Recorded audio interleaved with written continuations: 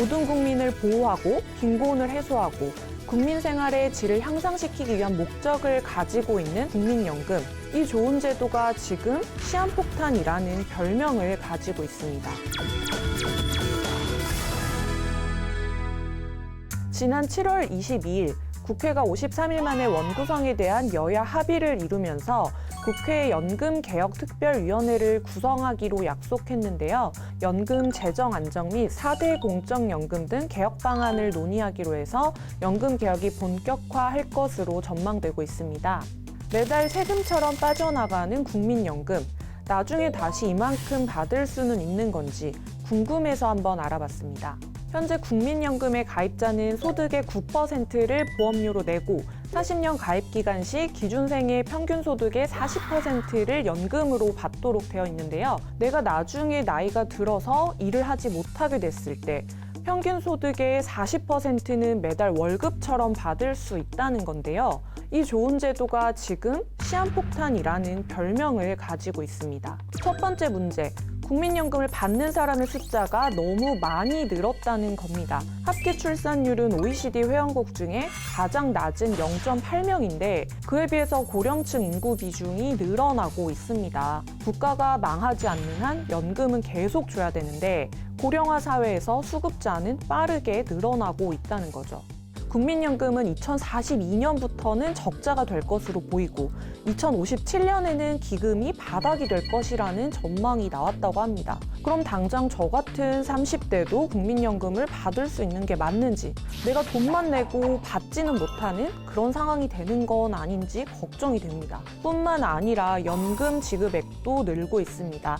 이대로 가다가는 올해 연금 지급액이 30조 원을 넘어설 것이라고 합니다. 저부담 고급여 구조에 돈을 받아야 할 사람이 늘어나고 있는 상태니 재정 문제가 늘어나는 게 당연한 현 상황이 된 거죠. 윤석열 대통령은 첫 국회 시정연설에서 연금 개혁이 더 이상 미룰 수 없는 과제고 정부와 국회가 초당적으로 협력해야 된다고 강조를 했지만 아직 개혁의 구체적인 방법은 미정인 상태입니다. 국민연금에 비어있는 곳간을 채우기 위해서는 수급자가 내는 보험료가 올라가야 하는 상황입니다. 그런데 보험료가 올라가면 내가 받는 보험금도 올라가야 되는 게 아닐까요? 또 보험료를 올리면 얼마나 올려야 될까요? 현재 보험료율은 23년째 9%에 묶여 있는데요. 다른 선진국들은 대체적으로 우리나라보다 보험료율이 높습니다. 보험료율을 12%에서 13% 인상한 안이 가장 유력하다고 보여지고 있습니다. 전문가들은 보험료율을 인상하고 수령액을 낮추거나 수령 시기를 늦추는 작업도 필요하다고 말하고 있습니다. 다만 이렇게 보험료율만 높이고 연금 수급액이 그대로일 경우 과연 국민들의 공감대를 형성할 수 있을까요? 투자 가치 없는 주식에 투자를 해야 한다고 하면 과연 국민들이 이것을 이해하고 받아들일 수 있을까요? 실제로 2000년대 들어서 세계 각국에서 연금 개혁을 하려다가 국민 반발에 정권이 흔들렸던 사례가 꽤 많습니다. 독일 게르하르트 슈레더 전 독일 총리, 니콜라 사르코지 전 프랑스 대통령, 로마노 프로디 전 이탈리아 총리, 고이즈미 전 일본 총리 등이 모두 연금 개혁에 손을 댔다가 중도 낙마하거나 정권 재창출에 실패를 한 사례입니다. 특히 프랑스 정부는 연금 개편안 세부 계획을 발표를 하자 이를 반대하는 노동계를 중심으로 전국에서 수백만 명이 거리로 몰려나와서 총파업을 벌이기도 했고요.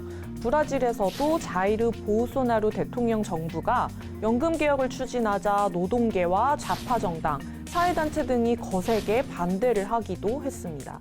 연금 개혁은 코끼리 옮기기다 이렇게 비유가 되고 있어요.